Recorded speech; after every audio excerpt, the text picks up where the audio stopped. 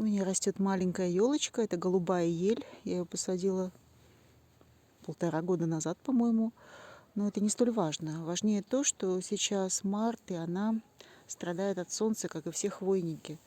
Вот у нее хвоя становится светлой, она может выгореть. Поэтому мне надо срочно сшить ей чехольчик. Наверное, такой же, как на той туе. Вон на той туе у меня сшит чехольчик. Она тоже крайне, она обгорала сильно. Я из панбонда ей сделала такое укрытие. Так что надо сделать такое же и для вот этой вот голубой ели. Чем я и займусь сегодня.